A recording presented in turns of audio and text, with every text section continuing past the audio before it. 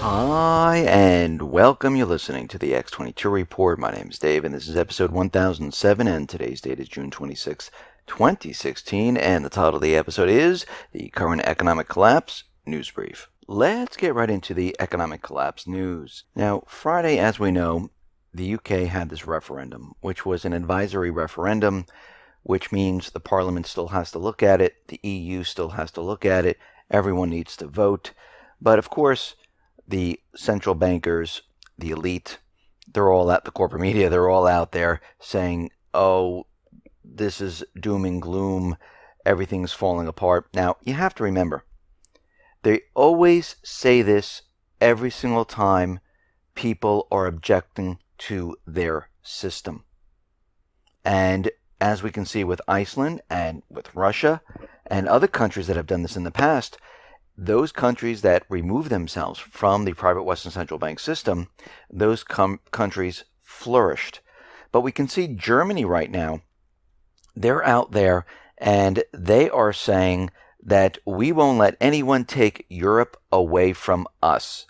And we see a lot of different countries out there. Of course, it's not the people of the countries, it's the governments, it's those people that are in line with the EU out there saying that they're not going to let this happen. And we know the central bankers, they will come back and attack in many different ways. But we do see many countries like Italy, France, Sweden, Belgium, Poland, Germany, all saying, you know something, maybe we should have an EU referendum. Maybe we should vote ourselves away from the EU. And remember, the EU, it's not an elected body. It's not transparent.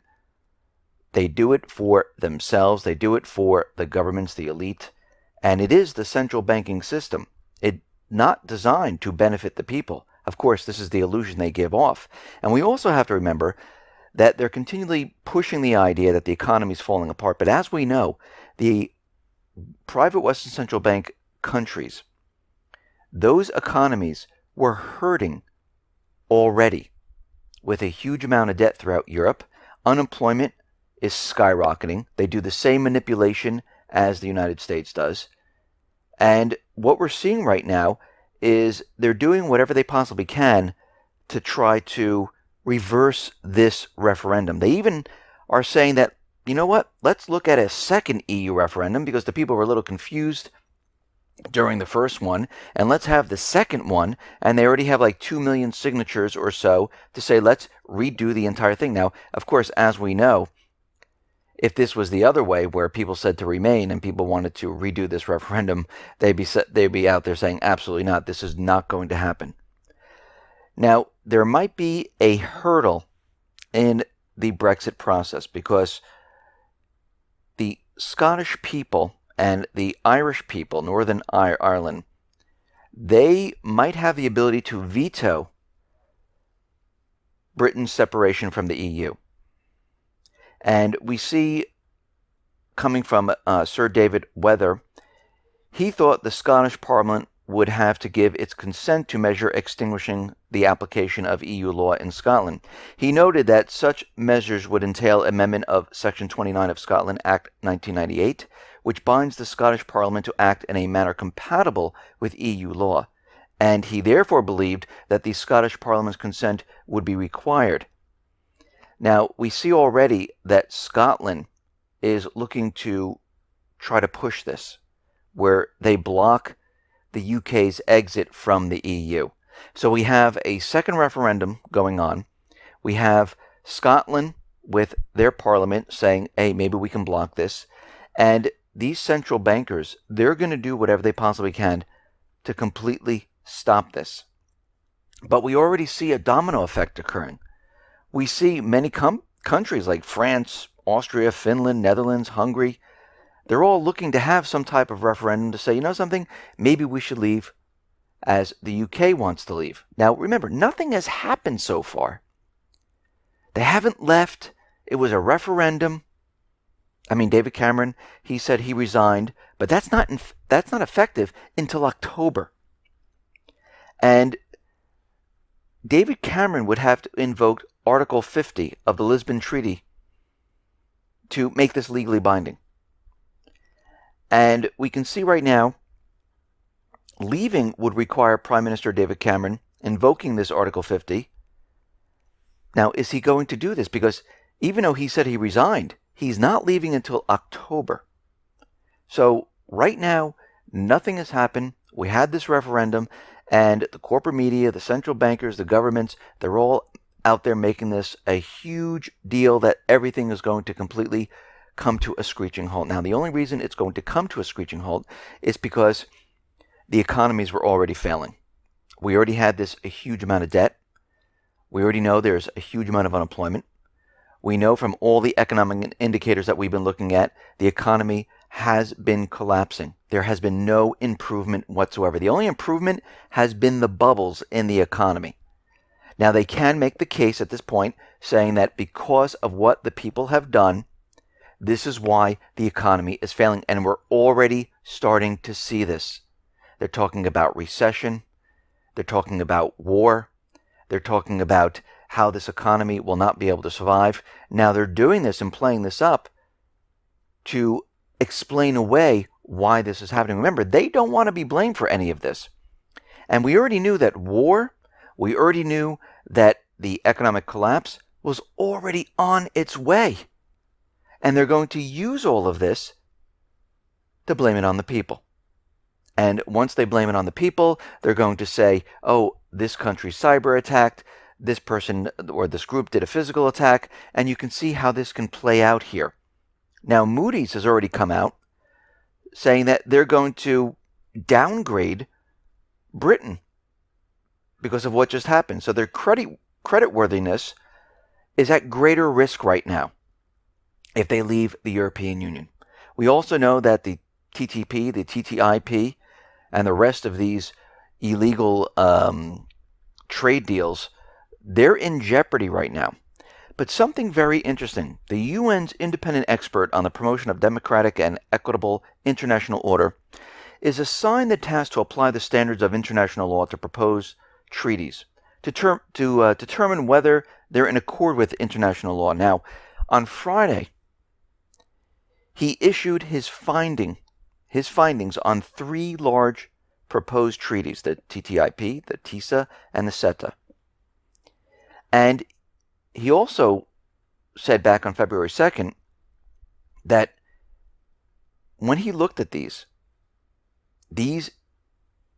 trade deals, these treaties between these countries, he said that they're in violation of international law and is inconsistent with democracy. And on his Friday ruling, he came out and said, yes, that still stands. He went through all of it. And he said his findings regarding the proposed Atlantic treaties condemn them by saying trade deals prepared and negotiated in secret, excluding key stakeholders such as labor unions, consumer associations, health professionals, environmental experts, parliaments, the people, and having zero democratic legitimacy, guess what? These are in violation of international law. He further said, disenfranchising the public from participating in this important debate is undemocratic and manifests a profound disregard to people's voices. And he's absolutely right. And especially in this country called the United States, where they're saying we're transparent, we have freedom, we have democracy. Again, we look at our leaders and what do we see? We see the opposite happening. Now, Google, YouTube, Facebook, and other social media, they are out there and they are now starting to block any type of extremist content. And they're doing this using an automated process. Now, basically what they're doing is censoring content. YouTube, Facebook, they're among the sites deploying a system to block and rapidly take down anything that, of course, that has to do with the Islamic State, anything that has to do with extremism, anything that has to do with maybe anti-government.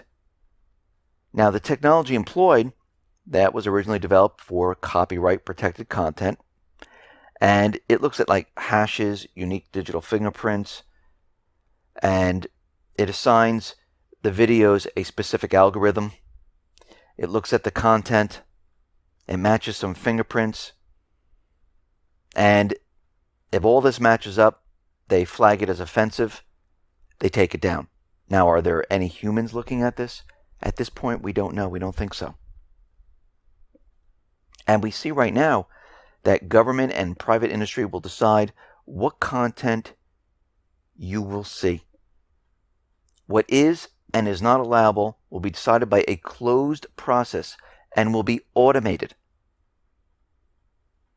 Very interesting.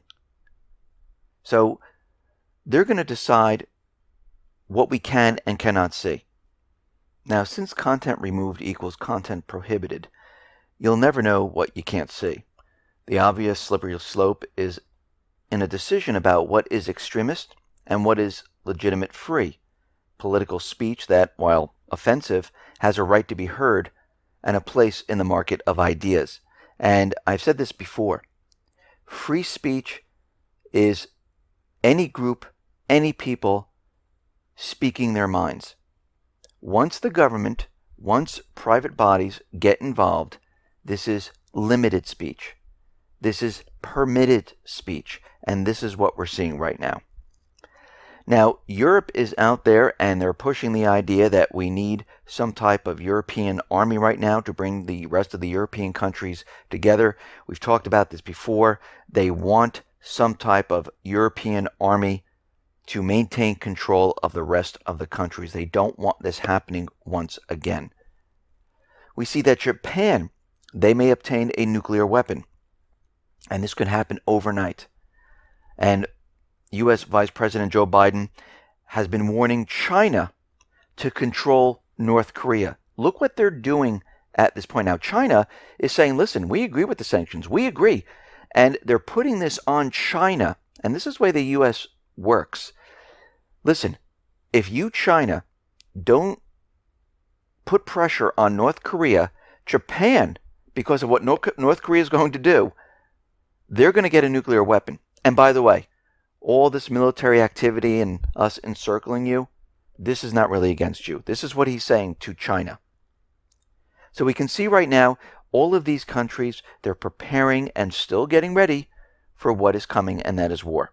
We see the Iraqi army, they have completely liberated Fallujah, even though the United States was trying to tell us that no, they have not. They only got, half of it liberated, but we're getting word right now it is completely liberated from the Islamic State. We see Russia and the Syrian warplanes. They are pounding Aleppo. They are really pushing hard to take back this strategic location. And we can see right now the United States government, the central bankers, they're going to be doing whatever they possibly can to keep this strategic area. Because once they lose this, this is going to be a huge problem. And we see throughout Syria, the United States government central bankers using their moderate rebels, using al-Nusra, using al-Qaeda. They're trying to take different portions of Syria, trying to hand it off to the Kurds, saying this is for the greater Kurd area, trying to create a separation between the different areas of Syria. And as time goes on, they're going to continually push their agenda. They're going to continually push their goal to get Assad. And as we can see, things in the world, they're in chaos right now. Things are rapidly falling apart. The central bankers do not like this. And this is what we have to be nervous about, because this will speed up their agenda and they will push war harder than ever. They will push the crash harder than ever. And we need to watch what gold does.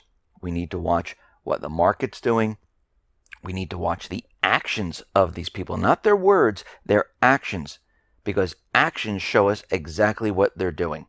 And we can see that this is all going to come to a head, and we are going to accelerate as we move throughout this year. Listen, everyone, thanks a lot for listening. Be well, be safe, and especially be prepared. Thanks a lot.